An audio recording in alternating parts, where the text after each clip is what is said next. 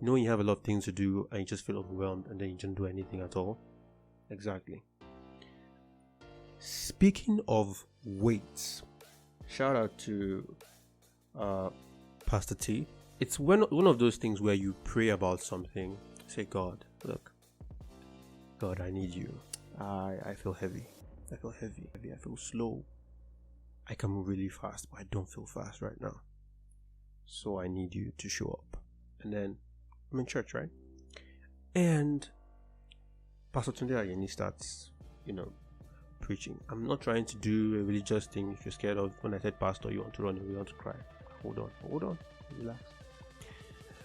And he said something, and then he talked about weight. Yeah, the pull, load, and brought something. He said something that I really liked, and I'm just going to read that out to us. Yeah.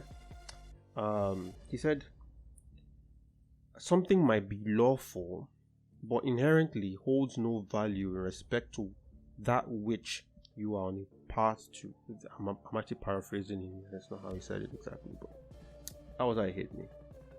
And basically, travel light. I'm thinking about this, and then while I'm thinking about the whole weight analogy, some few verses came to mind. I was looking for this particular one. Matthew 12:34. Jesus is saying, "Brood of vipers, how can you, being evil, speak good things? For out of the abundance of the heart, the mouth speaks." The fizzy speaks. Now, calm down. I didn't say Jesus said the fizzy speaks. I mean, it would be nice, but that's not what he said. Calm down. Relax. You speak. Now, in Matthew 12:37, goes on to say this. "For by your words you will be justified, and by your words you will be condemned." Whoa. That's nasty. I mean, I'm not saying, Jesus, that's not what I'm saying. Come on, Jesus, that's not what I'm saying. Okay, I'm sorry. But what I'm saying is, what I got from this one is, words can be our salvation. They can save us. They can bring us up. They can bring us light in a dark room, At the same time, words can condemn us. Words can condemn us. Words can limit us. Words can emburden us. Words can fill us with weight. It's like you want to go run a sprint race or marathon race, whatever, and you have weights around your ankles. It's difficult to run fast. It's like you have lead in your shoes, and it's heavy. You can't run fast. It's like you're going into a drag race against someone in a Tesla with whatever car you're in. Basically, the more weight you have on the car, the more drag it's gonna have, the harder the engine has to work to haul you across that distance. So, weight. But I'm not going to settle on weight because I want to talk about words and the power in words. This is Salim Mohammed Tarfa, the Fizzy Kage on the Fizzy Speaks, back again with another episode. And on this episode, we're speaking on the power of words and weight. I like the weight one because, it really hits me well, right? So, no breaks. We're going to just do this one really quick. Speaking on this cycle, there's a cycle. I saw this post. I think it's by Dan Cole. And this is it, basically. Your thoughts influence your words. Your words influence your actions. Your actions influence your habits. Your habits influence your character. Now, your character influences, guess what? Your destiny. not your village people, not the president of Zimbabwe, not the stuff going on in the world. Your destiny, as far as you are concerned, anyways, the part of it that you can control, is affected in the first place by your words. I think was it yesterday also? I said something so, and I said I feel like at the moment, that's how I was feeling anyways. I feel like a half-done donut trampled upon on a busy Lagos street. I don't know if you've been to Lagos, or if you've been you've seen any, let's say when they're frying like puff puff or something, and it just maybe whatever. I don't even think that thing ever falls out of the pan. But just in case the thing flies out of the pan for some crazy reason, and then it's not completely done, and then people are walking around and people are stepping on it. That's not a good sight. It's really ugly. I felt really heavy. I felt really, this is not where I want to be. This is not how I want to be. This is that. Why am I thinking this? Why am I thinking that? I'm not happy with the thoughts I'm having in the first place. Bro, this isn't you. Come on. Especially when you have an idea, you have an identity, you have a picture of who you are. And then, the good thing about life is, I want to say this. The good thing about God, not just life. The good thing about God is that what God has said, you can see He has said it. And then you can see how He said it a while ago. Like, a good time ago. And the amazing thing about it is that when it was said, it was true. Right? When it was said, it was true. And when you apply it now, it is still true. And as you go through it, you find out that what? It is said as though it will still be true. So it's not like we said it because 2020, that was the year when the context, it works. It's working yesterday. It's working today. And it will work tomorrow. So if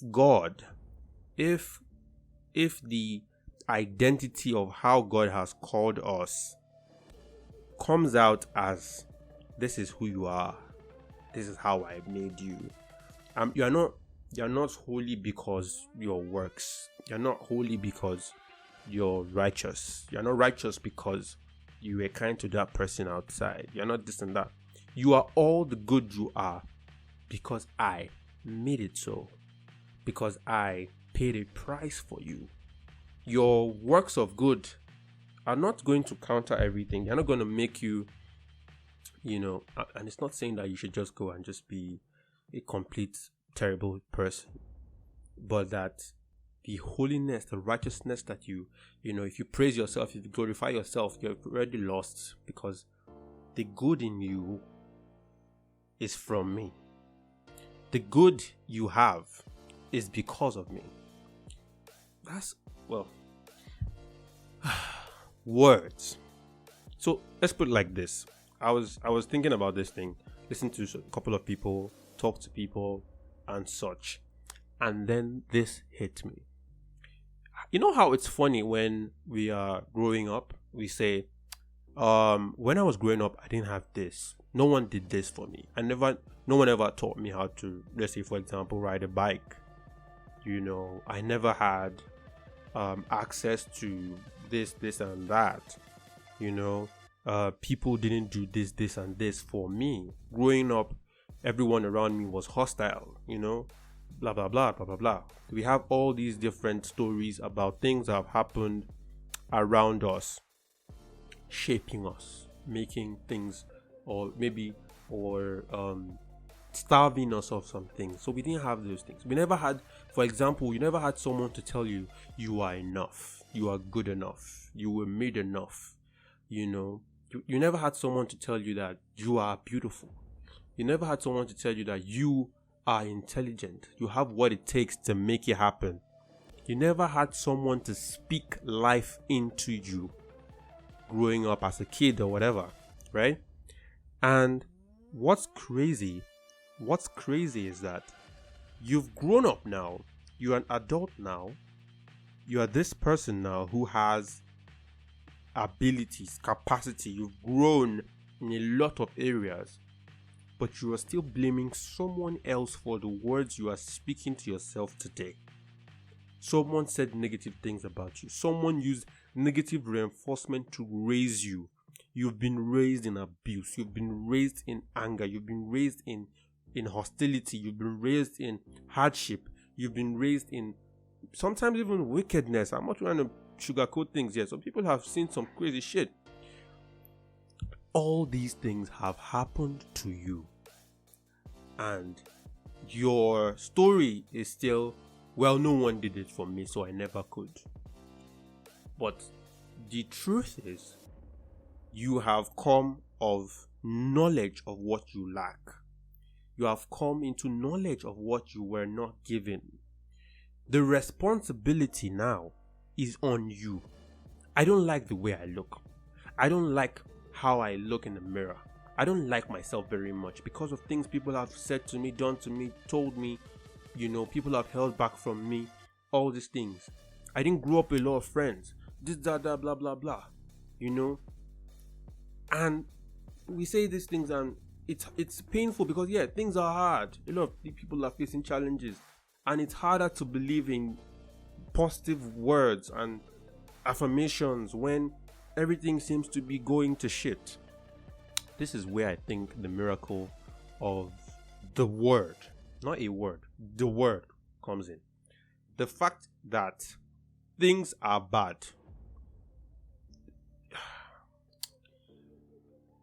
Somehow we have come to this point where we say, for example, well, I believe in God, so why are bad things happening?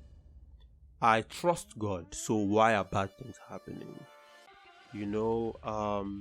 I give God my faith, my time, I serve in his house, I do all this stuff. You post the scriptures on your status, you talk about prayer times and whatever. You talk about this, you talk about that, you're always posting and reposting religious things and all that. And my problem with being religious sometimes is you miss out on the message because you are too busy with the structure, with the appearance, with the socially acceptable, this is what you should be. Oh, you're a Christian, you should post this, that every day, 7 o'clock in the morning, 2 a.m. at night. You should play loud music or something. Or let's say you're a Muslim, for example. You should go out and chastise people. You should be judgmental. You should fight people. You should tell people how to live their lives. And then we go into this social policing.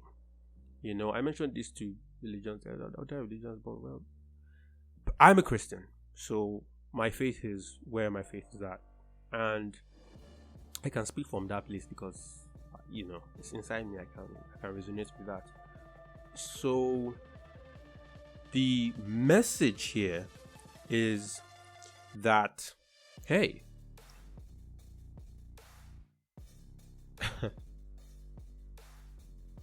just because you believe doesn't mean that, because you believe in good doesn't mean that bad doesn't exist. What is bad? What is darkness if not the absence of light?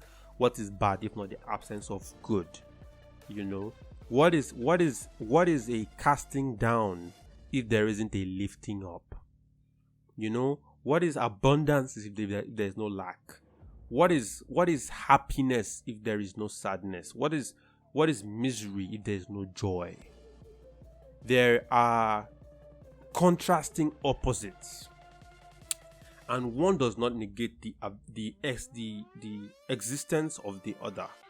However, you can live in the reality of light. Fine, power went out. Put on your generator. You don't have a generator, put on a candle. You don't have a candle, put your phone touchlight on. That is also dead. Well, is there light in your heart? I think there's something that we need to talk about. Is there light in your heart? I know that we want to I'm just saying, like, I just realized how annoyingly sad it is that we get so caught up in, oh, how is your prayer life? And the person is praying every day. You know, very good. Congratulations. You're praying 7 hours a day. Good. Fantastic. The question now is, how do you pray? Do you believe what you say when you pray? Or do you pray because, well, that is what we've been doing? That is the socially acceptable norm. This is the thing that we do because this is what we do. Or do you pray because I want to have a conversation with my maker? I want to converse with my maker. I want to cast my cares upon my maker. And in fact, even when I don't have new needs, I want to express to my maker how grateful I am that I am here, that I have a purpose, that I have a mission, that I have a story. I just finished chapter 1. It ended full stop. Guess what? There's chapter 2. Oh, thank you. I get to continue this story. Sometimes chapter 2 is not the most, wonderful chapter, but the great thing is there's a next page. There's a next chapter. The fact that we are here, I know sometimes like, okay, what's the point? You're there, okay, fine. What's the point? Things are hard, and it's not easy, especially when you feel like you've had the tail end of things for a long time. But going back to the power of the word, what we speak, what we speak is only, like we said, feedback from our thoughts. So what do we think? What do we believe?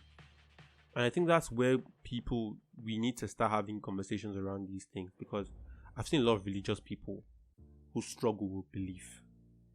You do the whole thing, the theatrical part of it, you dance, you do this, you pray, you genuflect, you do whatever, you bow your head, you are the poster child for the perfect religious person, but you do not believe.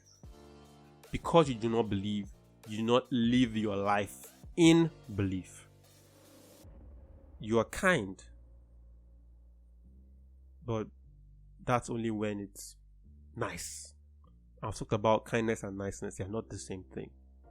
You are kind, quote unquote, only when there is something to be gotten from being kind. If you are being kind only because you want a reward for kindness, sorry, you are being nice. So you don't even believe in the thing that you are hammering, you're posting, you're talking about. What are we talking about? Your words.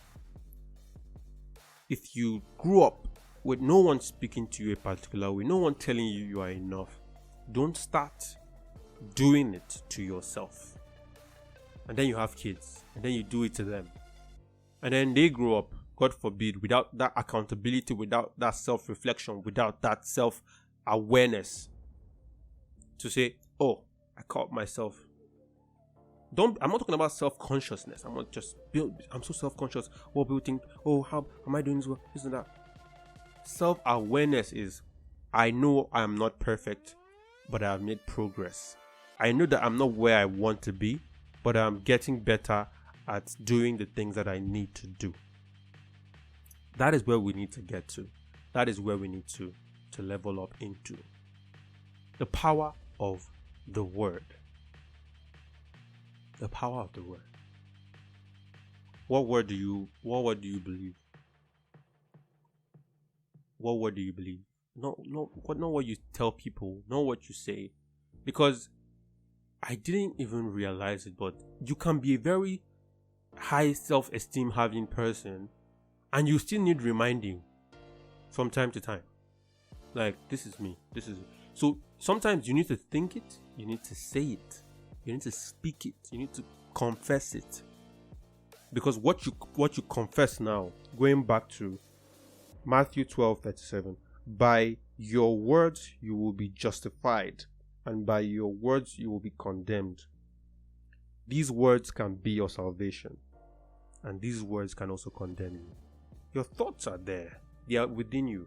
Wrestle with those thoughts and be mindful of the impact your words have. If you say you can or you say you cannot, either way, you're right. Star Wars, Master Yoda. I have a friend that reminds me of Master Yoda, funny enough. He's not that short, but you know. Umar. Oh man. So yeah, absolutely. Just yeah. This is what I was able to dig up. Having a journal helps. Look back, flip back the pages, read what you write to yourself, about your thoughts. You know, be able to reflect on where you are coming from and where you're going. When you feel burnt out, when you feel out of resolve, when you feel like you're lacking in conviction, remind yourself of your words. Another thing I didn't want to talk about relationships. I didn't. I'll mention this real quick. Your words can fuel your relationship going positively, your marriage going positively, your friendships going positively, or the impact. So for example, each time you say a word of appreciation to your partner, I mean, it's cool to tell them, you are so beautiful, you are so sexy, oh, you're so hot. You know, I know Igbo ladies, they love hearing when you call them mama. Mama, you know, someone did say it as well, that, you know, they have this thing where when they are called mama, they feel good. I don't know why. I don't know why. Don't ask me. I didn't invent this thing. I didn't write the script. It's on Twitter and other things. But funny thing is, everyone has the thing that they hear and, you know, they go giggly inside, right? So it's nice to tell your partner, you look handsome, you look good, you look so well dressed, you look sharp, you look dope, you look dapper, you know, your drip is dropping, you know, whatever. Anything you want to say to them. Those things are nice because you're speaking to the appearance of what they are. How much more amazing will it be when you speak to your partner in terms of who they are? So for example, your partner is acting up. They are being, let me use this example, impatient. You say to them, you are being impatient right now. You are addressing the fact that right now in that moment, they are being more impatient than you know them to be, which is like an open statement, which is saying, you are usually not this impatient, which means you are more patient than you are letting on right now. That's crazy. You know, you are speaking to them, but in a sense, you are speaking to them about something that's going on in the moment, not their identity. You are talking about what, not who.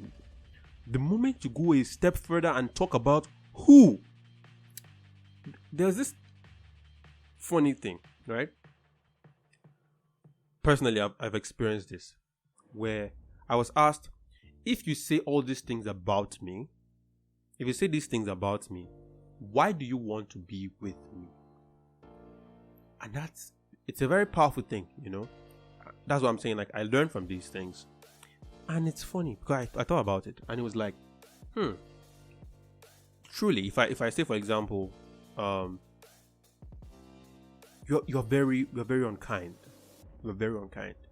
When I say that statement, what it means is I am accepting that your reality is unkind. If I say you are stupid, I'm not saying that you should ever tell your partner that they are stupid. Please don't use these words with your partner. But what I'm trying to say is that even beyond, oh, you're a stupid, you're a silly person, blah blah blah, beyond these words, beyond these types of statements, there is a judgment. There is a condemnation, right? Remember when we talked about words can be your salvation, words can also be your damnation. So there is a condemnation in the statement, you are a silly person. You see people having arguments about something. It might be about next to nothing, but get to a point, because you are frustrated, you say, you are wicked. you are selfish, you are this. What that means is you might get to the point where you resolve the issue at hand, but you've sowed seeds of damnation on this person. You have to take them back. This is one thing that I had to learn, or I'm learning, or I'm seeing. You might tell someone, legit, you're such a, dirty person. You're such a fat, whatever. Look, that one is more of a what the person is, not that who they are. But I'm just saying, like, if you say stuff like that to someone, it means you are speaking to them in terms of your belief, your thoughts about them. That is a judgment to them. So you are telling them that, hey, you are this person. You are this person. This is who you are. When you say this is who you are, the question now becomes, so if I'm this terrible a person, if I'm this selfish person, if I'm this uncaring person, if I'm this silly person, if I'm this slow person, if I'm all of these things you've mentioned, why do you still want to be with me? Why do you still... Now, I know we've resolved things. Oh, you're sorry, I get it.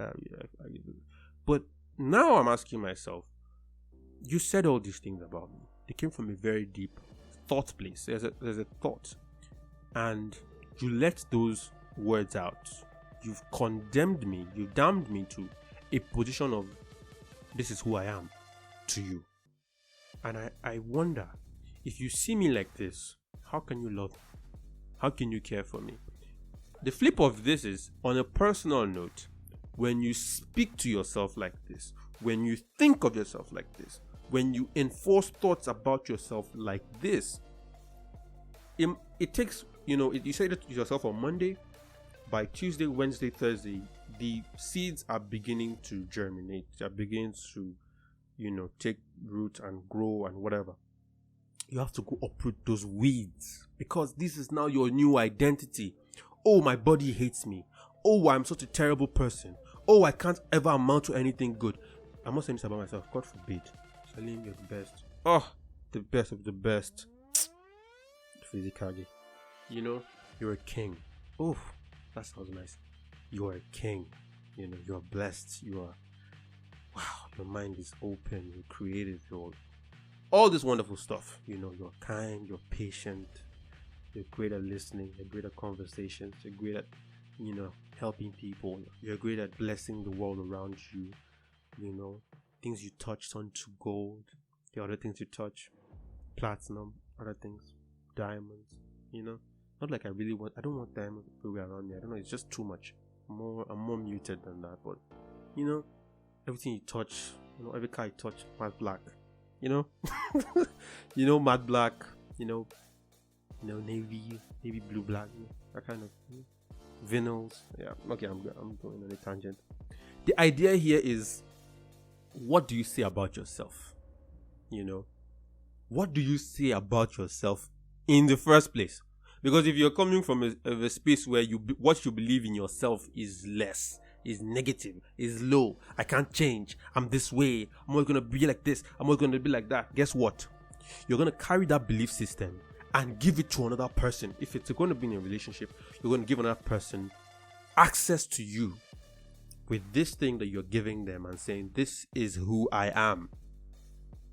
And this is what I bring to the table. I bring negativity. I bring hardship. I bring frustration. I bring poor communication skills. I bring unforgiveness. I bring malice. I bring emotional unintelligence. I bring trauma. I bring headache. I bring illness. I bring pain, I bring suffering, I bring frustration. You are bringing all those things that you've thought about yourself to another person who may actually just want to love you. But you are you are bringing all that to the table because in the first place, that is who you said you were. When they say, and that saying just hit me. When someone tells you who they are, believe them. Oh boy. I promise you, at the moment, I'm not a pastor. Okay? Not like I'm trying to be a pastor. Hold on. Jesus. Hold on, please. Thank you. Don't call me now. Wait. Alright, so yeah, it's just, look, it is what it is, right? I don't want this to be too long, so I'm going to stop here. It's quite lengthy for some people. Attention spans are reducing by the day. However, if you've enjoyed this podcast, this style of podcast, very straight to the point, just one take, no breaks, no whatever, let me know. Quick one. If you have a friend that prays for you, if you have a friend that speaks to you in affirmations, who speaks life into you, you have a friend who listens to you, you have a friend who celebrates with you, you have a friend who, when something goes down, they say, hey bro, can you, my son just did this to me, blah, blah, blah. They just get up and start, hey, don't worry, I'll be there. Where are you? Just where are you? I'm bringing the boys, I'm coming with the gats, all this stuff. I'm not saying violence, please. I am not saying be violent. What I'm saying is you have people who have your back. People who, when there's something going on, they drop everything. I'm down for you. I got you. Oh, brother, I'm in a lot of pain. I need someone to pray with me, and they pray with you. These people, you are blessed. You are blessed. And even better, sometimes it's crazy how you can have 1, 2, 3, even 4 or 5 of these people in one person. Don't play with them. Let them know you appreciate them. Thank you, awesome people, so much. I am grateful. I think that's it. Yeah. Catch you in the next one. Peace.